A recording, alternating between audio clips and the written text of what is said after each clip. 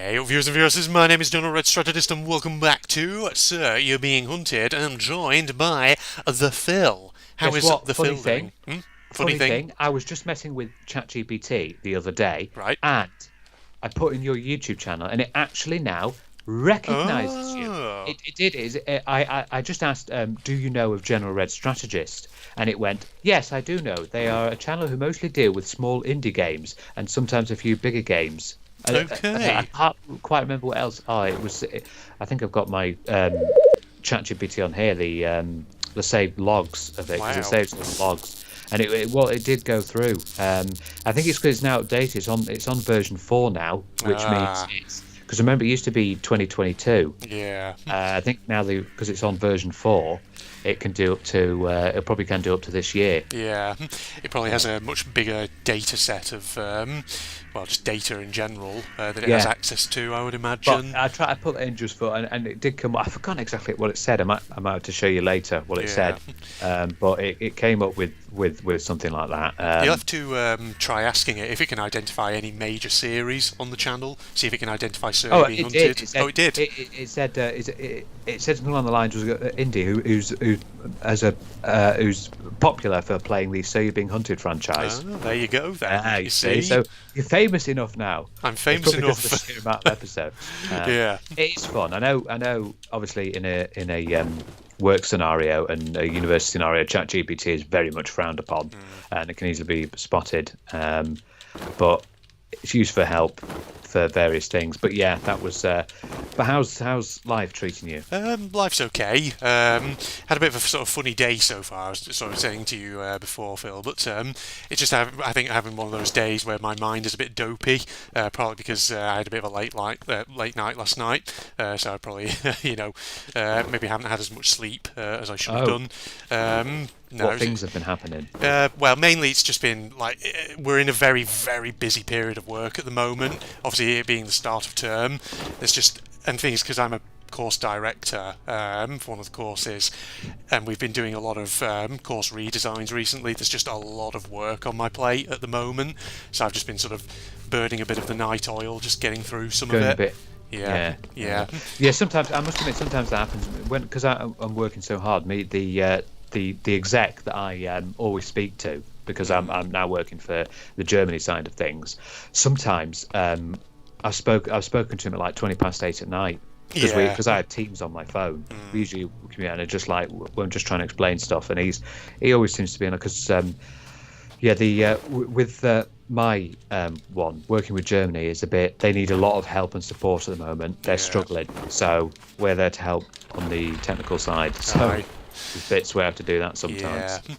I mean, Um, yeah, like at my end at the moment, it's just sort of there's essay marking as usual, but also, like I say, it's a lot of course design, just making sure that lecturers and people know where they need to be, that bits of information that they need in order to deliver certain commitments that that's available to them, things like that. Writing together things like course guidance notes for new right, elements of the right. program, that kind of thing. It's just it's a lot of just sort of some of the more kind of menial admin stuff. Yeah, admin Yeah, stuff. Yeah, which like you say, I think in every job there's moments like that where yeah. sometimes you have to sort of burn a bit of the night oil and You do, you do. You yeah, have to just to keep going. yeah, So let's have a discussion about something. yeah. It's time for a now. Obviously, quite a number of episodes ago, we did life skills, didn't we? We did indeed. We did car buying tips. We did home buying tips, and you suggested something a while ago. What we do next, which is interesting, social skills, Social skills.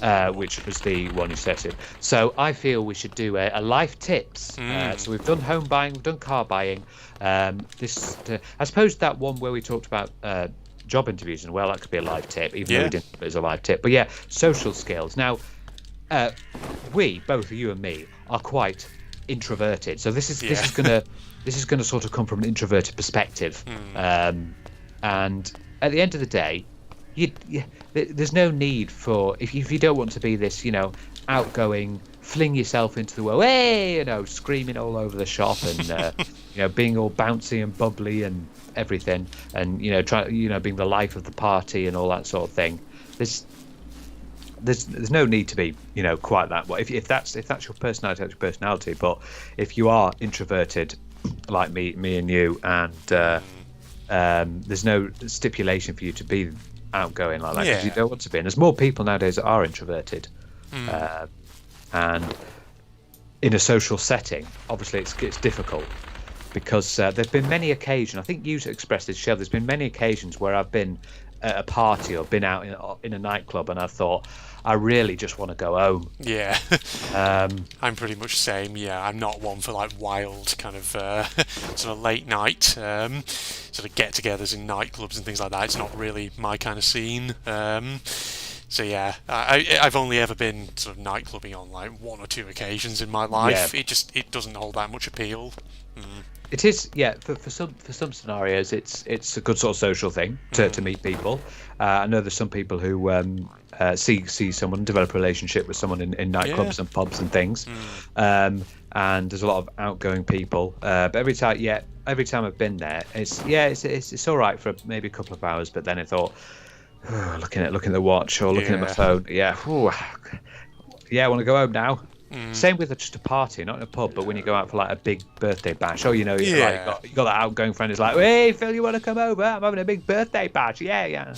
Right, okay, I'll maybe come for a couple of hours, and then you try to because they've got so many friends. You're like, I'll just quickly sneak out. Yeah, I've done that before. I've done that before at a big party. I've actually sneaked out. I've just been like a couple of hours, and then when everyone's bouncing, I've just looked around surreptitiously, and I've just sort of edged my way towards the front door. Yeah. And I've gone there. I actually tried to open the front door quietly and just went, and then still no one's looking. And then I opened it, and I shut the door and went out, and I was like, bang back, like sort of like half running, half walking to my car, like open the car, get in, come on, fucking car, turn on, and then just drove off. I just got an image of you being like a cartoon character or something who's just slowly creeping at first, but then as you get closer and closer to your car, suddenly you just like whoosh. Just whoosh straight in. Luckily, I didn't receive a text message or anything saying, "What happened? Where did you go?"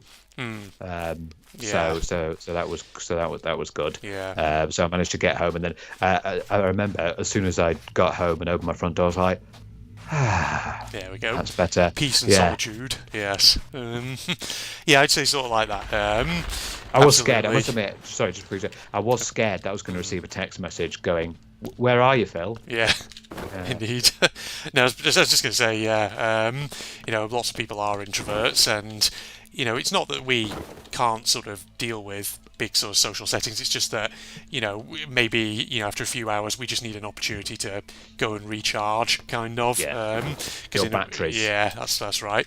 And the thing is, like, it's like the batteries in Outlast. They never bloody last long. No, they don't. Yeah.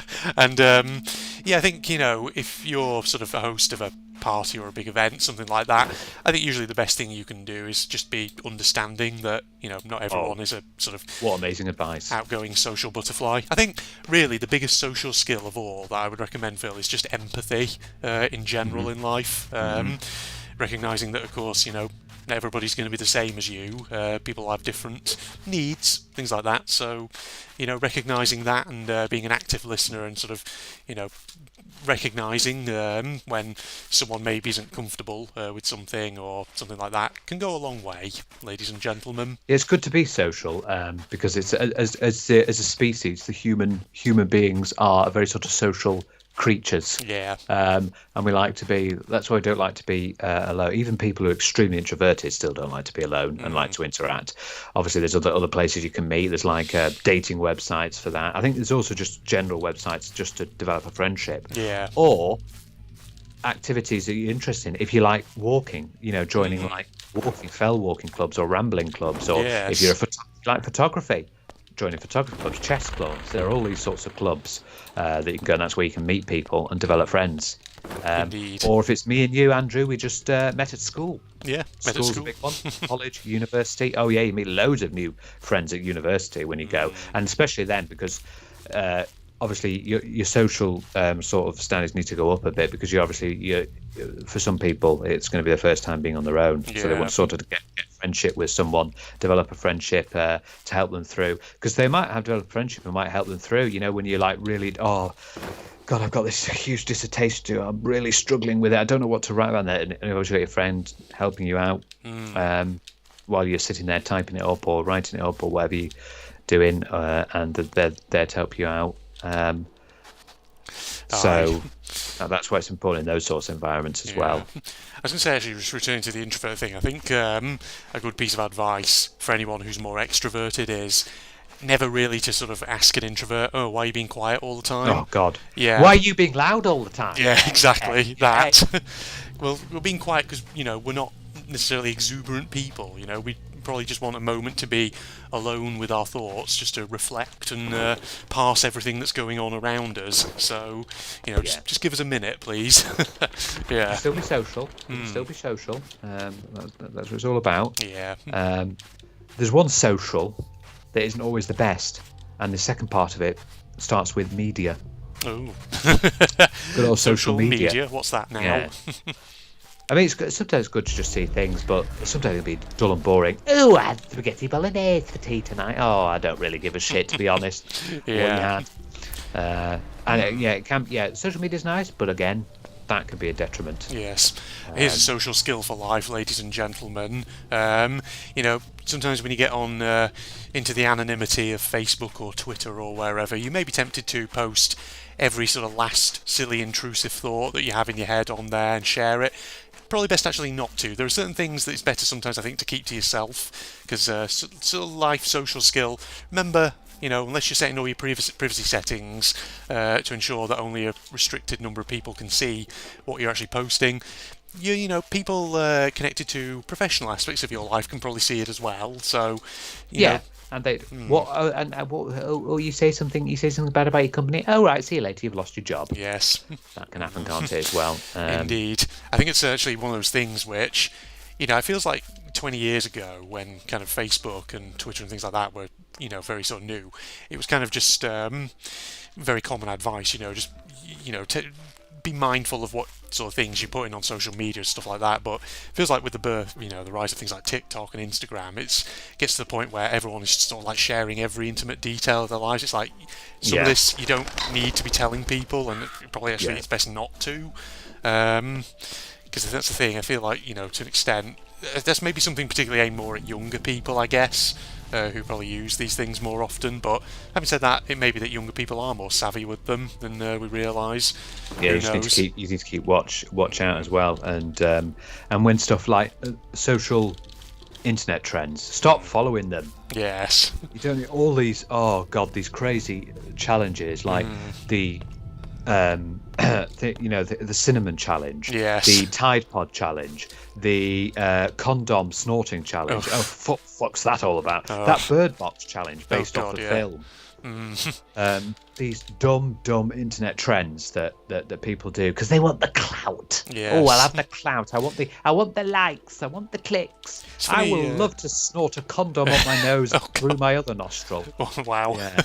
It's funny you mentioned sort of old internet and social media challenges, because I was recently watching a Game Grumps 10-minute power hour where it was all about stupid challenges from sort of back in the day, where it was like going back as far as like 2001 and things like this, just ridiculous stuff. Obviously that cinnamon challenge was in there, Bird Box challenge, all kinds of stuff. I don't understand people. Yeah, well, the Bird Box challenge is where you I believe you blindfold yourself and try and go about your daily life. Yeah, it's something like that. Bumped into by cars or something. And then the cinnamon challenge, which is just extremely dry, bloody spice that they try to ingest. Oh, yeah, but you're going to give yourself respiratory issues. Go to the hospital for that. Cinnamon challenge can actually be bad for your health, so don't do it, ladies and gentlemen. Do you remember the banana and Sprite challenge, Phil? That's another one that was just weird. Banana and Sprite. So basically, well, at least from what I saw of this Game Grumps 10-minute power hour, basically it was you eat 2 bananas very, very quickly, and then you drink Sprite or something straight away, and apparently you then try not to throw up.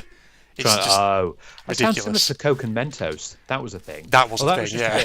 That was just a bit of fun where you just put the I remember we were younger. Yeah. We tried it. I remember we bought a bottle of Coke, normal Coke. It doesn't actually work with normal Coke. It's diet. Yeah.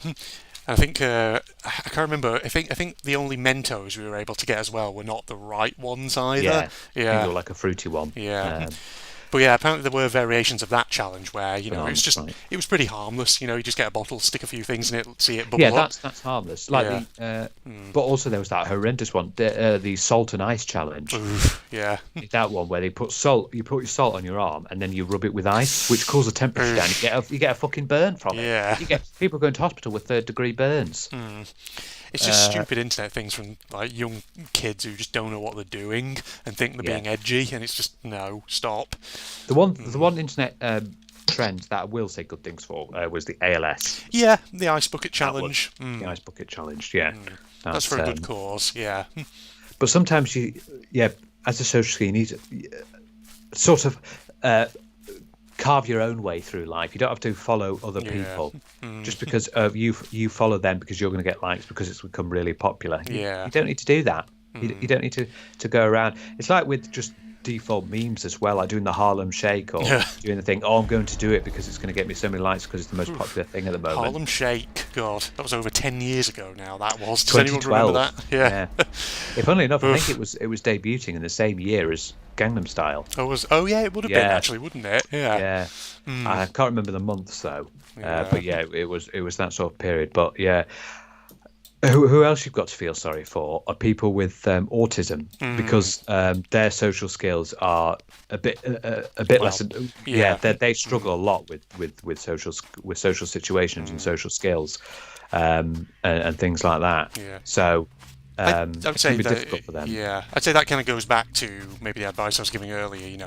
Just if you're a more extroverted person, have a bit of sort of just empathy if someone seems a bit sort of socially introverted, because for all you know they might have, like Phil says, they might have autism. It might be social anxiety. Could be social anxiety. That's a big one. Yeah. And maybe as everyone seems to said, maybe they got autism because of a vaccine. Yeah, oh, dearie me. Yes. Oh, dearie me. Because that's definitely a thing that happens, isn't it? Yeah. Actually, I'll just go back to a point you made as well about sort of not just kind of sort of just following what other people are doing, kind of carve your own path a little bit. It sort of relates to that actually, but a big social skill, which I think can be quite hard for younger people, I think, to really kind of master, but which is, I would say, essential, is sometimes learning when to switch off that sort of more people-pleasing urge that you have in life. Because, when you're a young person, I think, obviously, you don't have that much confidence. You're still learning things and you're still figuring things out, especially, when you leave school and maybe you're taking a job for the first time, that kind of thing. And it can be very easy in your desire to sort of try and please everyone around you, where you find yourself in a position where people are asking you, oh, can you just do this for me, can you just do that for me, and it's like you're saying, oh yeah, I'll do that, but it gets to a point where it can be overwhelming. Don't be too much of a yes man. Yes, basically. Sorry. Yes person. A yes person. Oh dearie me, Phil. No, but the key point essentially being, it's okay to say no sometimes in life, and if people sort of get uppity at you for that, well, that's their problem, and don't let it get you down. You'll burn yourself out. Yeah. Saying yes to everything, you'll burn yourself out. You will, indeed. Well. Yeah. That's one of the main things. Yeah, I think that's one of those things that you get better at as you get older, and you start to become more confident in yourself, and you start to think. I think you think a bit less of what sort of other people necessarily are thinking of you, and you start to think a bit more about your own kind of well-being. But like I say, that can be one of those things that I think young people particularly struggle with when when you're about 18 or something. They're trying to impress. They feel like they need to please everyone. They feel like they're being judged by everyone around them because they're young, and people want to see how good you are at whatever you're doing. But sometimes, you need to sort of switch that voice off in your head, or try and sort of figure out a way to do so, which admittedly, I'll concede can be easier said than done. But sometimes I think it depends on kind of the kind of people you surround yourself with in life. And sometimes, if you are feeling a bit stressed, or feeling a bit burnt out, sometimes the best thing you can do is to just say to your boss or whoever, fuck off. Say that, yes. Say fuck off in that tone of voice, like that. Indeed, exactly, yeah. I also say something that people might want to learn about in the social skills sort of sector is if they've got a colleague or something, or someone who doesn't like them. Yeah, unfortunately, you're not going to get on with all of your colleagues and all of your work people. Yeah. And you just have to deal with that. So the best thing is to just obviously don't be nasty towards them, but just talk to them in a professional manner. If that's all you want to do, leave it at that. You don't have to commit small talk with them. No. As what they call in the office the water cooler talk. The water cooler chat. If you don't want to interact with them, just fine. If all you want to do with them is communicate with them professionally, can you would you be able to get those documents done to me before the end of the day? Yeah, indeed.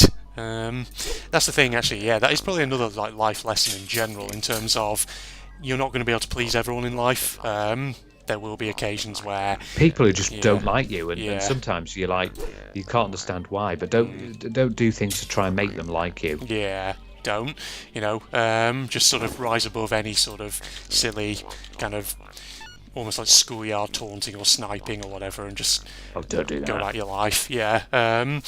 And at the end of the day, because it can get reported to HR. Yeah. Well, the thing is, I was going to say, start having... if someone else is trying to behave that way towards you, then don't sort of engage with it. Keep a record of everything they're doing, and ultimately, if you ever find yourself in a position where you yourself need to maybe escalate to a boss or someone, you've got a bit of a paper trail to cover your own backside. Yeah. Yeah, indeed. That's true. That's what you've got to think of. Yes. Because I've known that some people who try to get on with every and they start like the colleagues or the people that don't like them, they start spending for lavish gifts for them. Yeah. To try and make no, don't do things like that. No, don't waste your time with things like that. As another sort of just general social skill that I also had in mind, sort of I think relates perhaps to when people are behaving in ways that are sort of more immature, that kind of thing. I think it's just a general sort of life skill, but it sort of relates a bit, because I think sometimes this is something that maybe more extroverted people can sort of make this mistake, but it's basically sometimes it's good in life to have a bit of a verbal filter sort of over your mouth, because it may well be the case that your default self is someone who loves incredibly silly, morbid jokes or incredibly sort of obscene humour, that kind of thing. But remember, not everyone necessarily will understand that if you go up to them and start talking in that kind of way. It might not be because you're intending any harm, nothing like that. But just remember to sort of be aware of your social circles and where it's appropriate, that kind of thing. Again, I would add on to that pulling pranks. Yes, that too. If you've obviously got a circle of friends who are always like clownish and everything like that, then and you love pulling pranks on one another, that's fine. But if you've got someone who really doesn't like it, then especially if it's someone who maybe you haven't known very long, I'd say sort of that can be more difficult, and it's probably best not to sort of venture all in with something quite crazy in order to try and test the waters, because that's the thing, it's one of those things that you think would be a no-brainer, but I feel like there are people in the world who sometimes I feel they don't quite think of it, so they think that what they and their sort of immediate circle of friends who have known each other for a long time and know they don't mean anything by it, what they might find funny, they sort of forget that that humour may not translate very well to a complete stranger or someone like that, and probably won't. It'll just be awkward. You have your own inside jokes, don't you? Yeah, indeed. With friends and things like that. Absolutely. I know that, of course, me and you do, and if we decide to do it with someone else, they'd be like, okay. What the hell are you talking about? Yeah. Indeed. Things like that. But that's what you do when you establish good friendships. Yeah. And there will be occasions where you may fall out with friends. Yeah, that happens too. It can happen. Yeah. Indeed. Yeah. And it can happen for really bad reasons. I know one example was my sister actually had a friend, and they had a massive falling out and didn't talk to each other for 3 years. But then they communicated again. All right. And they've become good friends again. Oh, that's good. Yeah. So things like that can happen. It happens, yeah. And to be fair, I don't think you and me have ever had a blowout, have we? Really? Not really, No. no. Not that I can think of. No, I don't think anything where Yeah. we've got like had a massive furore No. with one another. No. If we have, it was probably freaking years ago when we were like freaking 7 years old or something. It was Yeah. probably incredibly trivial. Yeah. Sometimes I know that there were. I think there were a few little bits were a bit moody. I remember in Germany. Do you remember? Because Oh, yeah. but that's because we were both knackered because Yeah. we did intense amounts of walking. We did, yeah. And we came back and like Yeah, just need a moment to recharge. Yeah, I haven't really got the energy to be doing anything else. yeah, Aye, exactly. yeah. But no, not major blowouts or anything like that, No, nothing. which is good. It shows that we're good friends We're together. good from theirs, yes. Although deep down, I think you're a fucking arsehole. Well, don't you How worry. rude. This is the point now where it all suddenly comes to a head, Phil. Where suddenly it starts out as joking. Well, I think you're a bit stupid and things like this, and then suddenly it turns into one of those. I never want to talk to you again. I never want to talk to you again. You're never being invited back to the General Red Strategist channel. No. And then all of your viewers will be crying because I was Yes. what brought it Indeed. alive. Yeah, and then there'll be several years of just tension, and then suddenly there'll be a big redemption arc, and then I'm like, suddenly, oh, actually, Yes. it's good to see you again, Andrew. Indeed. Oh, Phil, it's good to see you too. indeed, and then we'll kiss and we'll make out, and suddenly Yeah, we'll realise of we were course. in love Oh, with of each other course, all yeah, along. we'll do all that. Yeah, lock lips and tongue kissing and all that. Yeah. What they do in France. Indeed. But just that's I what took they a do. weird direction. No, they rub noses in France. Oh, don't yeah, they? it's that Yeah, one, they isn't rub it? the Yeah. noses together. That's sort Yeah. of affection over there in France. Indeed. Yeah, people all over the world have got their own customs for kissing and Yes. things like that. Just a little thing that I want to go back to because people may think. I know I sort of went on this before, but people may go when they go to university for the first time. They're like, "Oh God, I really don't know how to make friends. What do I do when I get there? I'm going to be on my own. I'm going to be just sitting there on my own in my lesson. I'm not going to be making any friends." Well, no, you may think that start with like when I first went there, I was a bit overwhelmed because the first time I'd been away and I was horrendously homesick, as I've said Yeah. in these episodes. But you will make because obviously you'll be in classes together with the same people. Yeah. And that's when you talk to them. It will start simply. You go to the class together, and you might sit next to someone on your first day of university in the first year, and you'll be like, "Hi, oh yeah," and it starts because obviously you come from different parts of the country. Like, "Oh, where do you come from?" "Oh, I'm from Blackpool." "Oh, right, yeah, I'm from Cornwall. I've come here." Oh, yeah. Like, "Oh, right, what's it like down there?" And then you just keep chatting. Then Yeah. you'll be able to actually have friendship, and eventually, before you know it, be like, "You want to come over my place? We'll do some gaming." Yeah. Yeah, I think it's in that kind of situation. I think it's just worth kind of reminding yourself that you're not the only person who's going to be in that situation. Everyone probably is naturally. Frightened people. In a way. Yeah. So in that you could probably sort of bond over that in essence and use that kind of as a way of sort of maybe starting a conversation. And when it gets really bad, if one of you's like horrendously homesick, you can one can comfort the other. Yeah. Exactly. And that's what happens. Indeed. And you'll get that together. And who knows? It's also a place where you could get a relationship Over here, yeah. as well. Yeah, get into a relationship with someone, depending on interests and all sorts of things like that. Aye. Yeah. Because there's loads of people. The only issue is, but which can be resolved, is if you do develop a relationship with someone and they're obviously their hometown is on the other side of the country. Yeah. It could be difficult there, but things can be worked out. Like long distance relationships do happen. Like there's lots of people like with long distance relationships in other countries Yeah. Absolutely. as well. They make so- it work. Even if you were, you'd come from. I'm trying to think like the furthest possible place. If you just lived in John O'Groats and you went to university and the other person lived in Land's End. That's the furthest point you can get in the UK, by the way, everyone. 800 miles, I think it is, to get Something that. like that, yeah. And it's a challenge, isn't it? People have walked it and cycled it and gone from that because it's like the biggest. Yet, if you think about it, in like America, in some places, Yeah. it's hard to come out the state. I was about to say, Yeah. if you're from Australia or America, you may think 800 miles, that's nothing. But it is for us here in the UK because we're only a geographically small country. Yeah.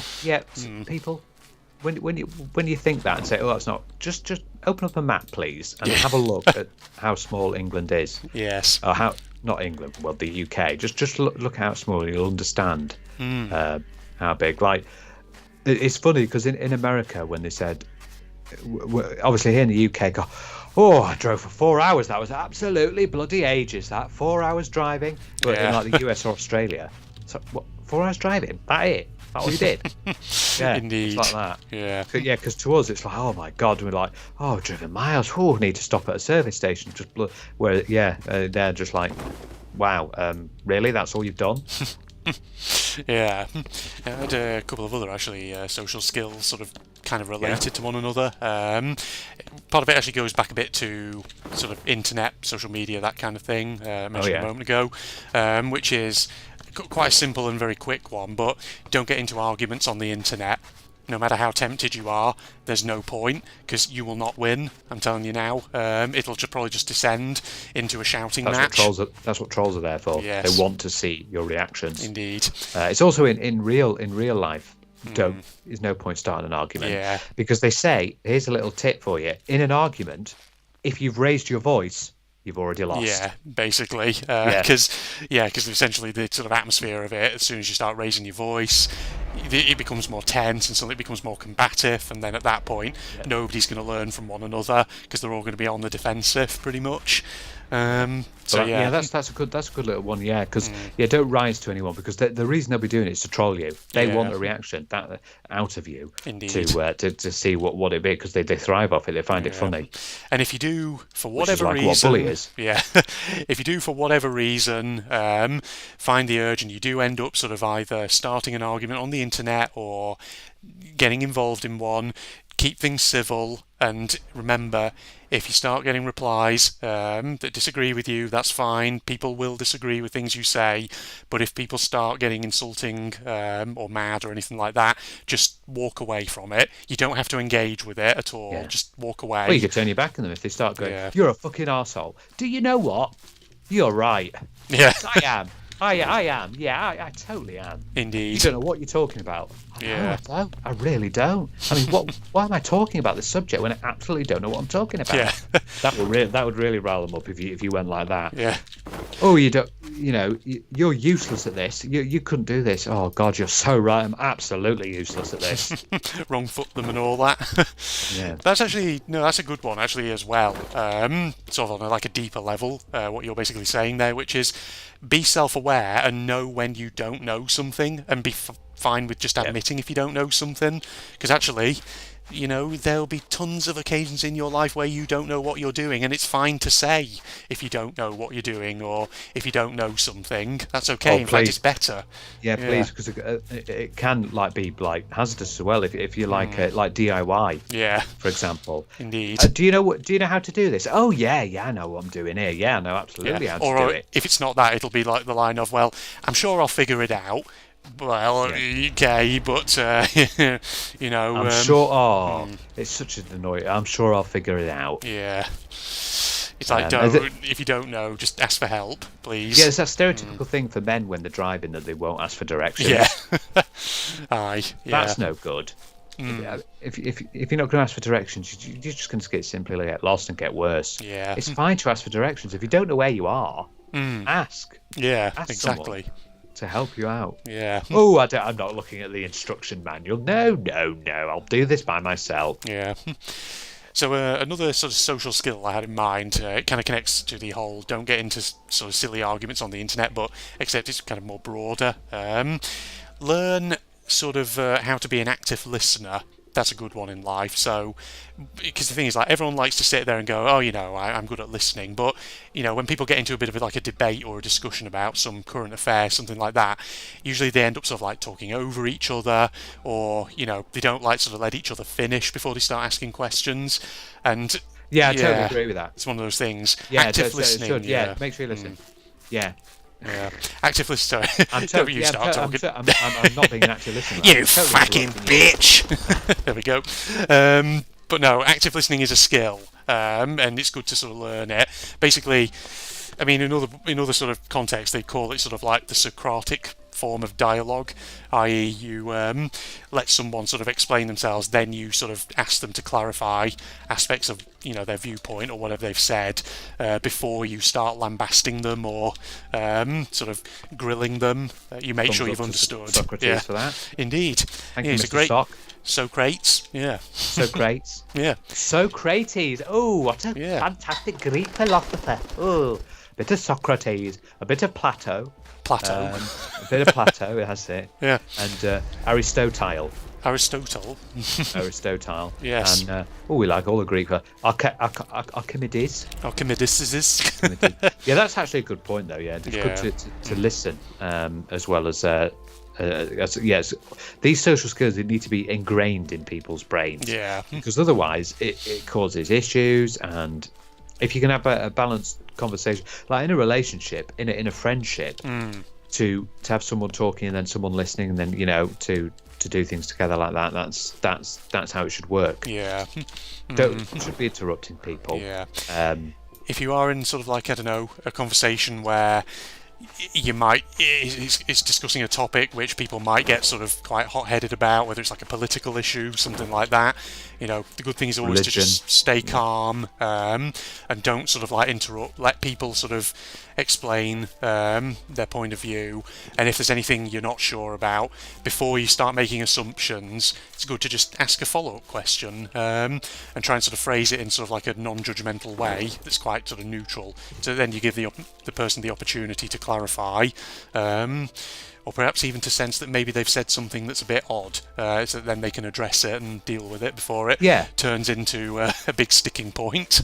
It could be for anything, that even something as simple as like video games. Yeah. Rather than saying, someone going, I like this video game. Why do you like that? That's fucking shit. What a pile of wank that game is. Instead of go, right, okay. I'm not really a fan of that game. I'm not really a fan. What things about it do you like? About it? Yeah. Like, you go blah blah blah blah blah, and they go, oh, okay, I understand that. Those are some good things, but here's the reason why I'm not a big fan of this game. Yeah. Keep it civil, and ultimately, try and give sort of good sort of reasonings. Unless it's GTA 5. If you say anything bad about that, I will come to your house and I will lynch you. Oh, wow. So. Okay, yeah, there you go. You heard it here first, ladies and gentlemen. Phil's all for Socratic dialogue and active listening, unless you're insulting GTA 5. GTA 5, yeah. In which case, it's not going to be any of those things. I've got like spidey senses, but instead it's anyone. Someone just said something bad about GTA 5. What? Where? Oh no. What? France? Okay, let me just jump over there and just get on the plane. Yes. And then suddenly knock at the door, and then they come. Hello. Yes, you are naughty person 64, aren't you? On Reddit there. Yes, you said GTA was bad, didn't you? Fucking come here, bang! I just had a sort of funny mental image in my head of, someone somewhere in the world says something even slightly disparaging about GTA 5, and then suddenly, not even a nanosecond after they've said it, they get a notification on their phone, and then suddenly they just look at the notification on their phone and it says, Phil would like to know your location. Yeah. Or, even better than that, I do know you. My superpower is I know where your location is. Yes. And they're just sitting there after they said it. Oh, that was good. And they hear a knock on the door. And they open the door and there's me with my arms crossed. What did you say? You're like the monster in It Follows. You move slowly, but you're never standing still. Oh, yeah. Indeed. Oh, God, that's reminding me. That funny thing about the serial killer kills everyone with a spoon. Oh, yeah. But it's a slow inefficient way of killing someone. Yeah, just with a spoon. Yeah. Basically, Phil is that particular horror villain. The speed of Phil is only 5 miles an hour, but he never stops. Boom! Yeah. Yeah. He always knows exactly where you are at all times. Yeah. Yeah, even if you've... I've relocated to Mars. Oh, don't think you can escape me. He'll find a way. Yeah, build my rocket ship. Yes. And then get over there. I'll take part in that Mars One project. That too. I think there's a lot of things in life that need to be done in a social setting. Yeah. But over these things have sort of helped. And I know there's some people who even struggle with social situation with their own relatives, it can happen. Yeah. Especially, I suppose, with relatives you don't see much, like with your mum and your dad and your grandparents. Maybe it's a lot easier. But some people I've heard do have issues with sort of communicating with their aunts and uncles and things Yeah. like that because they hardly see them because they're in Indeed. different places, and it's sort of like they sort of view them as a stranger. Yeah. Um, It's like when you're at some big family gathering and they decide to invite, relatives from sort of your second cousin twice removed side of the family or whatever. They've never seen for like 15 years or so. Yeah, when my one of my uncles turned 60 and he had a huge bash, Yeah. and there's like loads of people there, and I was like, oh my god. I don't know It's who a any of weird- these people are. It's a weird scenario when you're introverted and you're in a place with a massive party like that.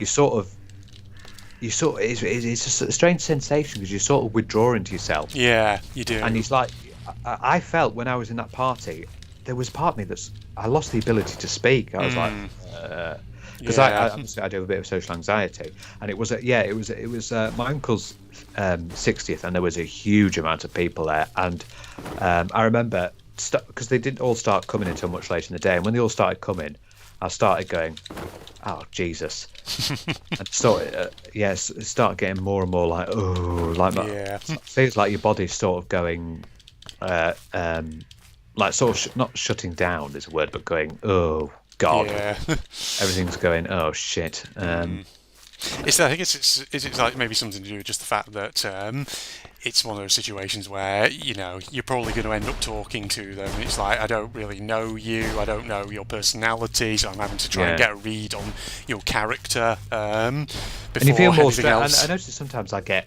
a bit hot because I understand it's everything's overworking in your body for someone who's got social anxiety, and your brain's going like, oh shit, oh shit, oh shit, oh shit. What do we do? What do we do? What do we do? Yeah. And the hands are like, well, your hands, and you feel like, what am I supposed to do? What am I supposed to do? What's the mouth? And the brain's like, mouth. What are you going to say to them? You need to talk to this person. They're talking to you. I don't know what to say. I don't know what to do. That's your body's like going in overdrive. It's like your mouth's going, right, someone's just spoken to us, and the brain's going, right, mouth, you're going to have to speak back to them. Yeah. Mouth, wake up. You're going to have to say something to them. They've just asked you a question. It's sorry, I'm going to go off on a bit of a tangent for a second. It's funny actually, that you came sort of to me for this recording session with this idea of social skills for life, things like that. Because recently I was actually watching Super Eye Patch Wolf on YouTube, which is a really good channel. It's well worth checking out. He has a lot of discussion videos, really big ones about a lot of topics to do with horror, particularly, and things like that, and things like various games. Some really good content. And one of his videos that I watched recently was like an hour and 20 minutes or something on social anxiety horror, which is really quite entertaining, but at the same time, you feel really uncomfortable as you watch it. It's a really good video where he sort of deconstructs, what it is about certain social situations that can just be so nerve-wracking and horrible. And he talks about things like films and anime and things that do social anxiety horror really well. It's an all-round decent video. Partly because you may learn of certain films that you've never heard of, which you would be interested in watching and that kind of thing. But no, it's a really good sort of look into everything to do with social anxiety horror. But it's also quite eye-opening because part of the video he talks about sort of just human behaviour in general and our sort of desire to conform and how that sometimes can lead to us doing really strange things. He talks about things like social experiments by universities and things like that, where they are able to get research participants to do things that they know are wrong, but they feel pressured to do it, and that kind of thing by social convention. And it's just really fascinating. It's like those. Do you remember those YouTube videos where they used to do social experiments? Yeah. With people. Oh God, like they get a person who's an actor to drop like a $100 note on the ground and see who takes it away for themselves or gives it back to the person who drops it. Indeed. Those sort of things. There's a great one in the Super Eye Patch Wolf video where it's like sort of a common social experiment, which basically you get a bunch of like actors or people or whoever who will be sort of in on the experiment. They know what's going on, and you tell them basically find sort of like a lift somewhere in a building where there's just maybe like a stranger stood there waiting for the lift, sort of gather around as though you're waiting for the lift as well. But when you get on, don't sort of turn around to face the door, as everyone pretty much does when you get on a lift. Just go in, then stand there and face towards the back, all of you at once, and see what does the stranger do. Do they? Yeah, things like that. Yeah, because it's really weird. It's like, because of course, like, you don't say anything to the stranger. Don't even make eye contact with them. Just, go into that elevator, join them in there as though you two are taking it up to another floor, but just stand there and face towards the rear and just don't say or do anything else, and just see eventually what the stranger does. And it's interesting because in the Super Eye Patch Wolf video, he says that in a lot of cases, the stranger who is like not in on it will sort of like become so uncomfortable that they will eventually like start turning around to face the rear as well. Yeah, it's like yeah. Sort of follow, because we sort of follow what those are doing. Yeah. I mean, if it came to the thing, if that was the norm, that when you go into a lift, you always face the rear, then everyone would do it. Yeah. And you'd be weird for facing the front. Indeed. It's things like that, isn't it? The other one, the other one that's also in his video, sorry, I'm going off on a right kind of tangent about it, but the other one that's really fascinating is like a sort of, I think it maybe was like an experiment done by a research organisation, something like that, where they sort of had like a waiting room, I guess in like a doctor's surgery somewhere, something like that, where basically all the people who are sat down in it are actors, and so then like a random stranger like comes in to the room and sits down as well. But every so often they like sound a bell in the room, and all the actors, upon hearing the bell, basically they like stand up from their seats to attention for a moment, and then when the bell stops ringing, they all sit down again. And of course the stranger at first is like, what? Why are we doing this? But after a while the stranger starts getting up and standing to attention as well. But then it gets even better, because one by one, all of the actors are nominally called out of the room for their doctor's appointment or whatever, and of course they don't come back. And then as sort of it goes on, eventually it gets to a point where it's just a stranger in the room, but then more just random people come in thinking, not actors, but just random people coming in thinking they're there for an appointment. And of course the first stranger who went in, who saw the actor standing up, will keep standing up, and eventually all the other people who then come in will start standing up as well to attention for this bell. We follow each other, don't we? Yeah, we do. It's strange how we do that. Yeah. Because we think it's the norm. So if anyone's interested in that video, it's literally just titled Social Anxiety Horror by Super Eye Patch Wolf. It's really, really good. Well worth a watch. Yeah. Sorry, I went off on one about that then, but no, I just thought it was an interesting one to bring in, given that we're talking about social skills and social situations, that kind of thing. Yeah. Have you heard of that little game called Emily is Away?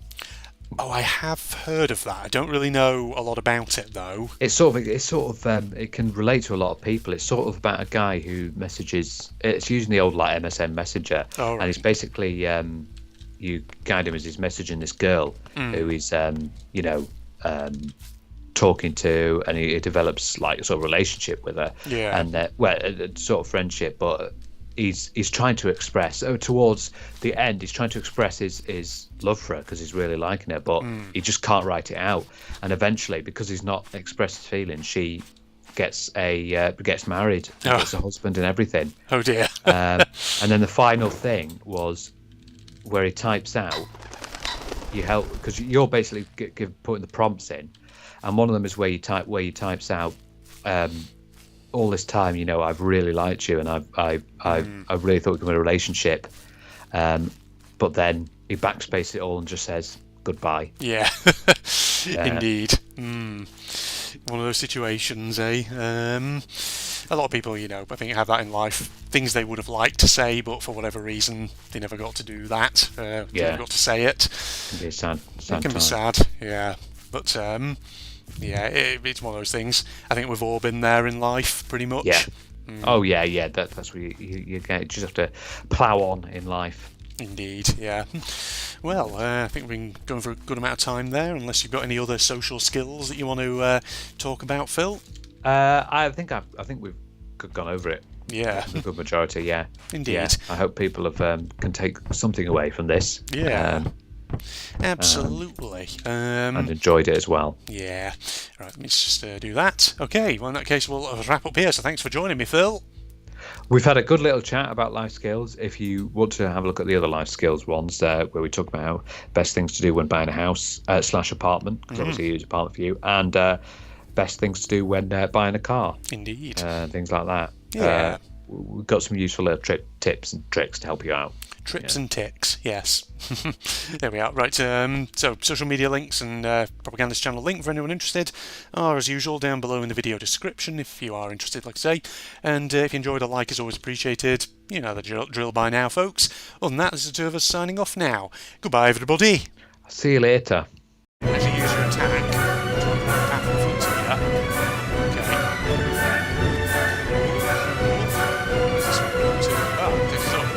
Spinning flat wheels.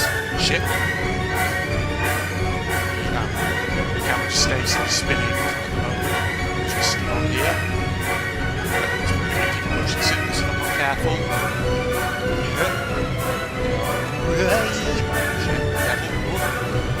Please. That's what collect as many of these as we can, since they do give extra lives and whatever else have you.